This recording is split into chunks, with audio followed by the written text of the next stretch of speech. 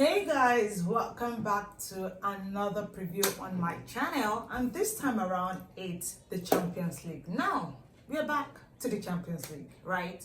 The round of 16 takes off this week, and we have some exciting fixtures to look out for. Obviously, Tuesday and Wednesdays are Champions League experience, so let's just go straight into the video.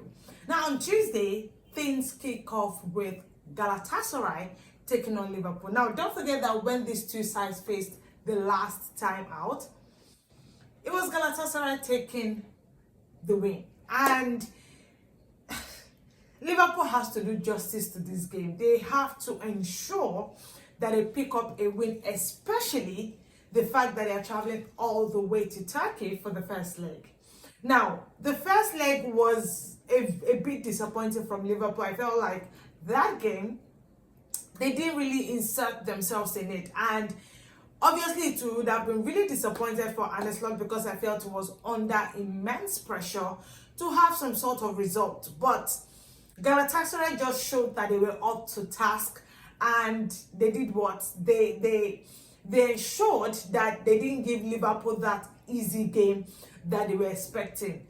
And unfortunately, as I said, Galatasaray picked up 3 points in that game. It was one of those times where Liverpool were really struggling. Everything was just not working for them at that time. And I guess Galatasaray just took advantage of that and ensured that they picked up all 3 points in that game. However, in this one, I think it's going to be a bit difficult.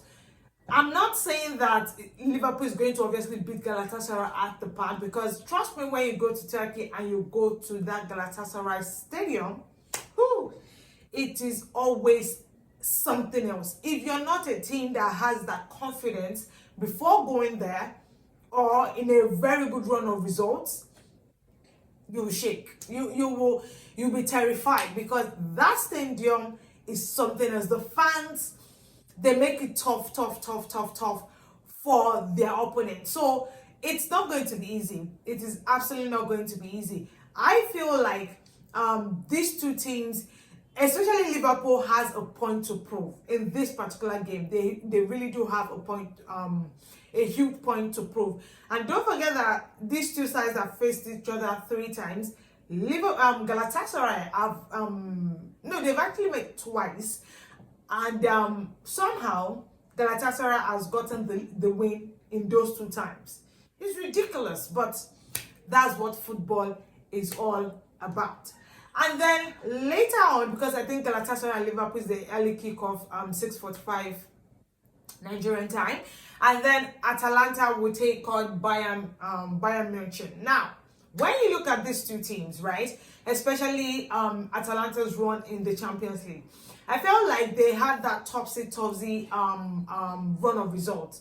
Now, they had to wait to go through the playoffs to qualify into the round of 16. And I feel like some of the results they had, especially that result against Chelsea, winning that game, and in the manner they did, it was a big statement for Atalanta. However, the fact that they don't have one of their best talisman anymore, and that's Ademola Lookman, it seems like they are now the team is playing like a team. I don't know. I felt like that over-reliance on Ademola Lookman kind of, I don't know, it just made it look like as if they weren't playing like a team. But now when you see them, you can tell that there's this togetherness with that team. And it's showing in some of their games and their results. However, they're going to be facing a Bayern Munich side that is looking to winning the Champions League. Should I say that the job that Vincent Kompany has done in the not just even in Champions League, in this Bayern side, is amazing.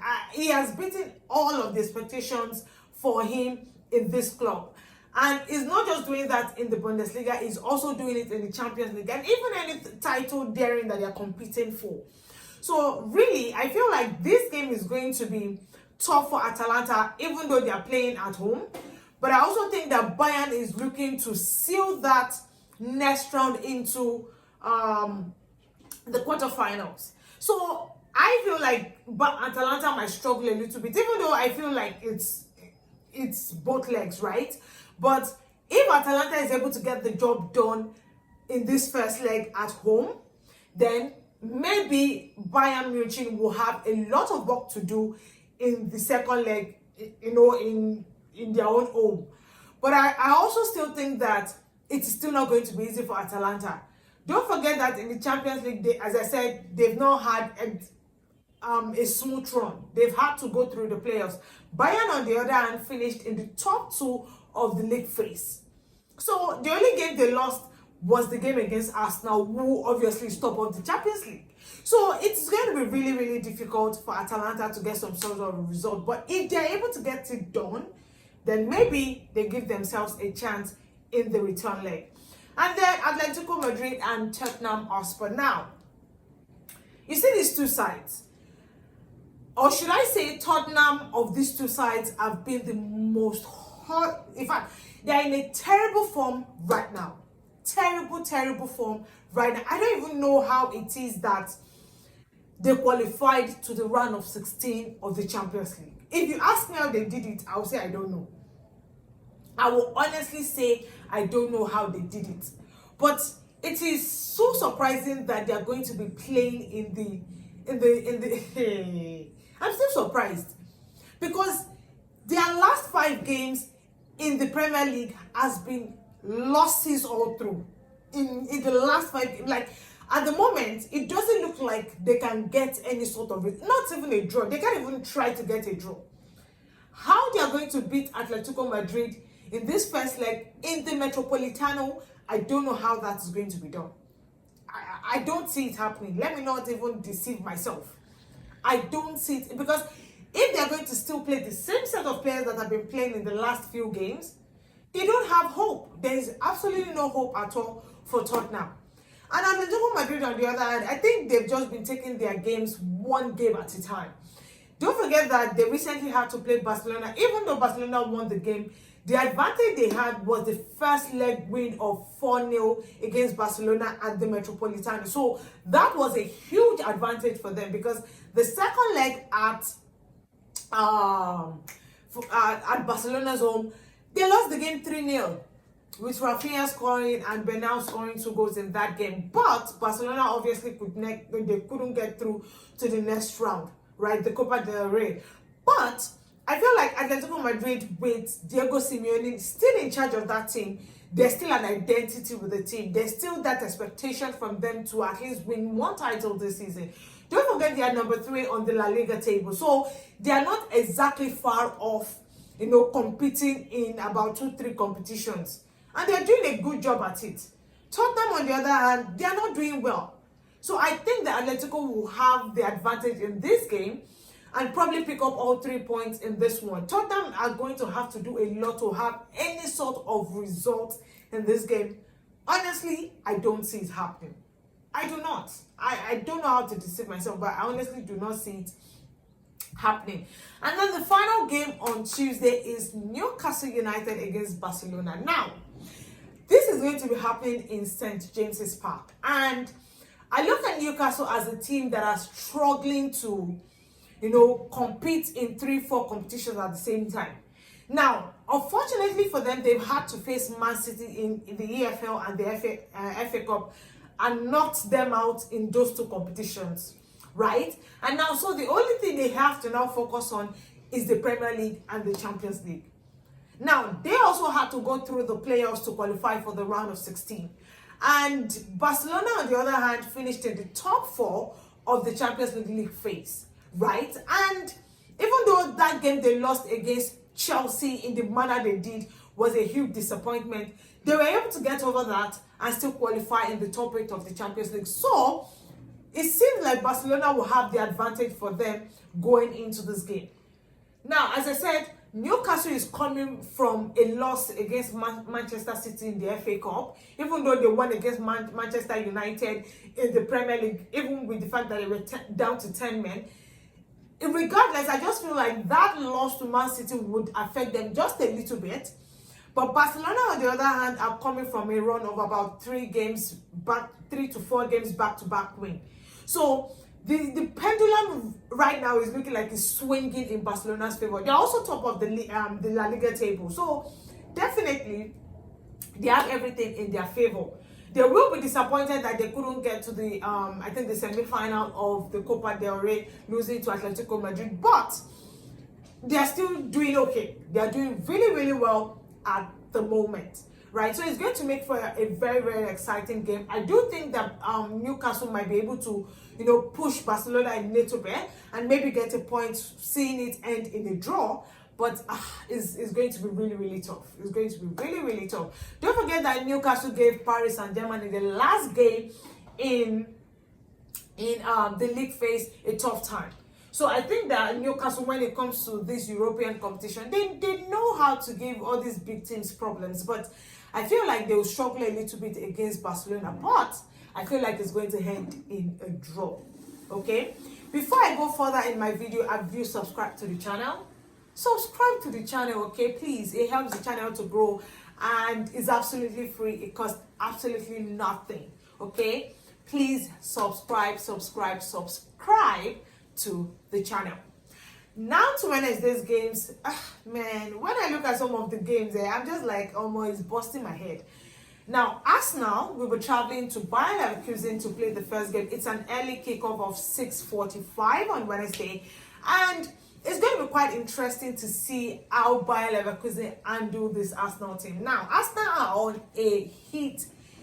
In fact, not just even right now, all through the season. They're top of the Premier League. They finished top of the Champions League phase. They're in the EFL final. They're in the FA Cup, beating Mansfield just a few days ago.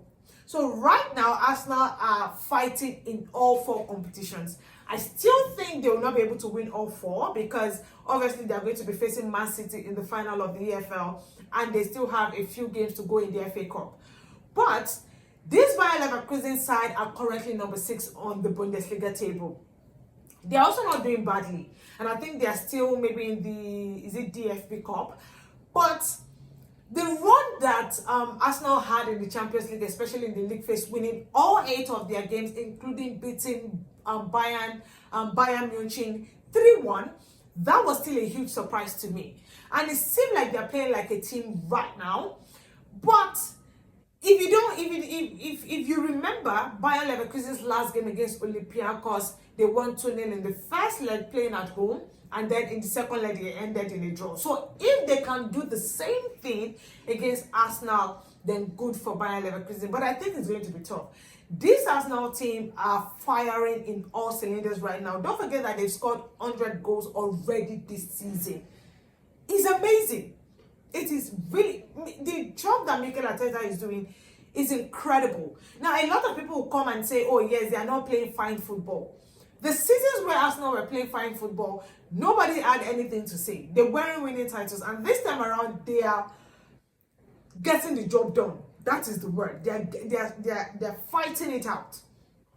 And that is all they need to win title. So this game, I think, is going to be really, really tough for Bayer Leverkusen. Even though they're playing at home, they will have the fans behind them.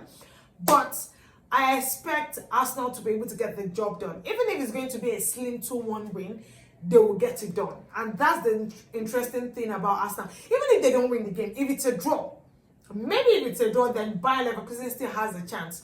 But the truth is, if they get a draw and they go back to the Emirates in the second leg, then it's all over for Bayer Leverkusen. But if Bayer Leverkusen is going to give themselves any chance at all, they have to win the game. It is really, really important they do pick up all 3 points in that game. And then we would see Bodo Glimt and Sporting CP take on each other. Now, to be honest, this is the game that I am looking forward to. Maybe aside from Chelsea, Paris Saint-Germain on Wednesday, this game is going to be interesting. And the reason is because these two sides have won their last 5 games in our competition. Now, don't forget that Bodo Glimt actually had to beat Inter Milan home and away to qualify to the round of 16. That is still a huge shock. I don't think this team from Norway would have thought that they would have gotten into the round of 16. But should I say that the fact that they did beat Manchester City, beat Atletico Madrid, and then beat Inter Milan to qualify to the round of 16 is still a huge shock to me. But they've done it.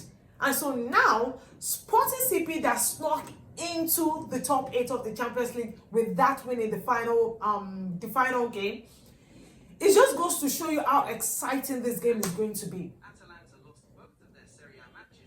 How exciting the game is going to be for these two sides. So really, I feel like this game, it can swing in any direction.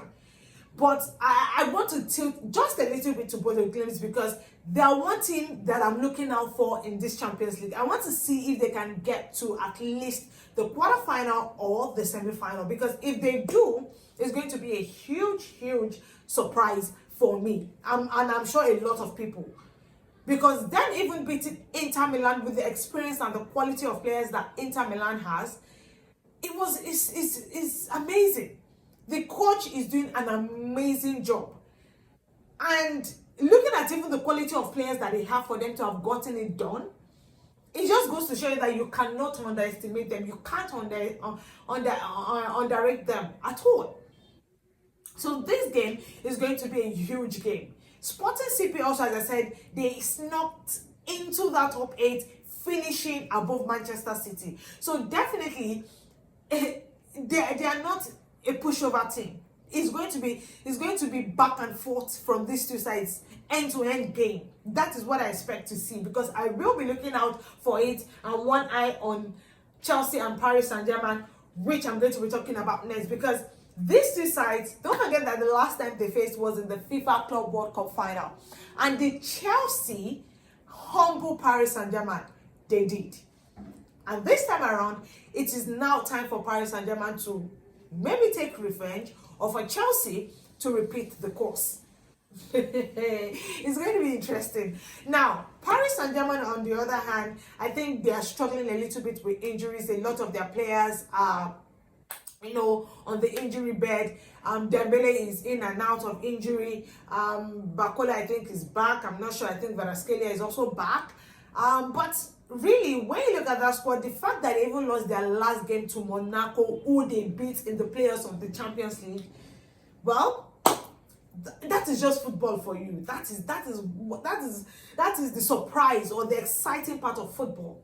Because if they lost to Monaco, who they struggled against in the playoffs to get over the line against, and somehow it just seemed like they couldn't get it done in the French Liga. So you question if they're really ready for that game. Chelsea, on the other hand, played Wrexham in the FA Cup and they were terrible. Yes, they won the game, but the performance was, oh God, it was so bad. Really bad. So how they are going to get it done against this Paris Saint-Germain side, I honestly don't know. The good thing is the first leg is going to be in Parc des Princes. And really, I don't know if they'll be able to do it. I don't know if Chelsea is able to do it. Now, they have all their quality players, but the good thing is the likes of Caicedo and Enzo Kopama didn't play in the game against Wrexham. And should I say that they have a number 9 right now who is not a proper number 9, scoring in all cylinders? João Pedro. Don't forget that he scored a goal against Paris Saint-Germain in the FIFA Club World Cup. That third goal against Donnarumma while he was still in Paris Saint-Germain, it will still be ringing in his head. It will still be there. So maybe Chelsea can go into this game with some sort of confidence that yes, they won their last game even though they were poor. And the last time they faced the same team, they won the game, even though the whole world thought, they cannot do it. Nah, it's not possible. So maybe they can do that again, but I think it's going to be difficult. Now, Paris Saint-Germain, they are struggling a little bit in the French Ligue 1, even though they are still top of the table. I think with just 1 point between them and Lens. But Chelsea are currently number 5 on the Premier League table. Right? They're number 5. That win in the Premier League against Aston Villa was a huge statement. A huge statement. And in the manner they did, with João Pedro scoring a hat-trick and Kopama also scoring the 4th goal, it just goes to show you that this team, when you least expect them, they can get the job done. So it's amazing, but hopefully they can get it done. As I said, it's going to be really difficult. It's going to be really difficult. And then the final game, obviously, we'll see I think who is the last team now? Real Madrid against Manchester City. Now these two teams, they are regulars to each other. They are always facing each other in the Champions League, and somehow Man City always gets it done against them. Now, although I think in the last maybe 2-3 times that they've played together, I think Real Madrid has better results against Man City. I think they've played each other in the last 3 times, and Real Madrid has won 2 times and Man City once. And the Man City win was the recent one, I think in the last Champions League, yes, in the last last season, right? And so I honestly don't even know what to expect from this team, but I think that the fact that Man City is on a better run right now, Man City has won and drawn in their last 1-4 and drawn 1 in their last 4 games, including the last one against Newcastle in the FA Cup. Real Madrid, on the other hand, they've been struggling. It's 1 win, 1 draw, 1 win, 1 draw.